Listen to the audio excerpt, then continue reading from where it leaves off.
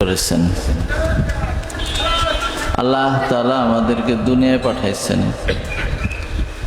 দুনিয়াতে পাঠাইছেন আল্লাহ তাআলা যাতে আমরা দুনিয়াতে শান্তিতে থাকি, আল্লাহ তাআলার কথা মতো চলি, আল্লাহর রসুলের অনুসরণ করি। আমরা বর্তমানে যারা আছি এখানে হয়তো কেউ হিন্দু থেকে মুসলমান হয় নাই, আমরা সবাই মুসলমানের ঘরের মুসলমান না? আমরা সবাই আলহামদুলিল্লাহ মুসলমানদের সন্তান।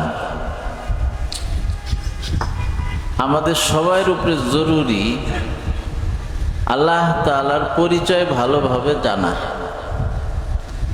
যারা মুসলমান হয়েছেন হিন্দু থেকে মুসলমান হয়েছে, সাহাবারা যারা মুসলমান হয়েছিলেন মুশরিক থেকে তারা মুসলমান হয়েছিলেন, তাদের উপরে জরুরি কি ছিল?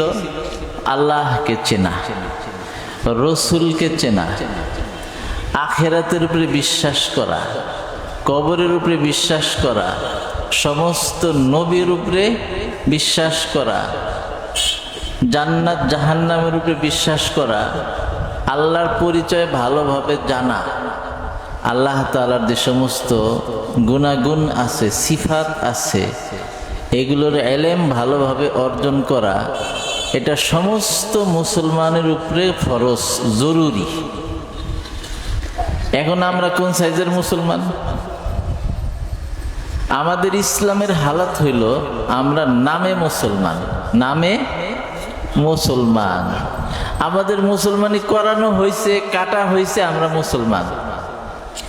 কিন্তু আমাদের রবের পরিচয়, মালিকের পরিচয়, আমাদের রসুলের পরিচয়, এমন মুসলমানও আছে, বাংলাদেশে আছে, যারা কালেমা জানে না ভালো করে।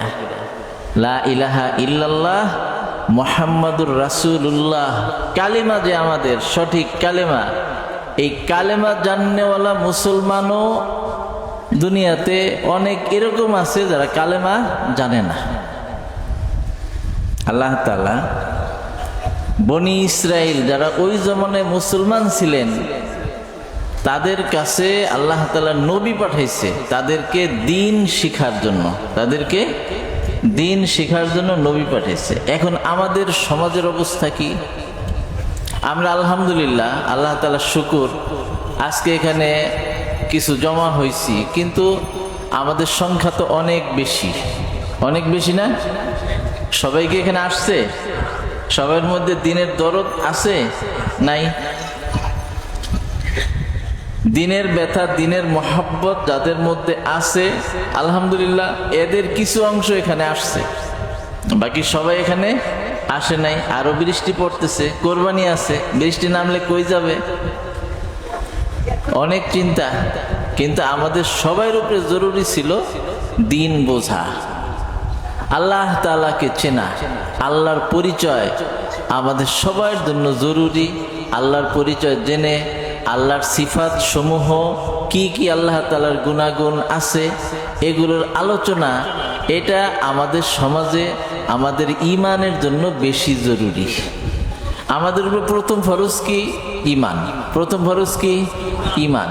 আমাদের ঈমানের অবস্থা কি? আমাদের ঈমানের অবস্থা হলো এটা যে বর্তমানে আমাদের সবার সহি আকীদা নাই, আমাদের সবার সহি বিশ্বাস নাই। আর আল্লাহ তাআলা সবচেয়ে কঠিন ভাবে হিসাব নিবেন আকীদার। সহি বিশ্বাস, সঠিক আকীদার হিসাব নিবেন আল্লাহ তাআলা।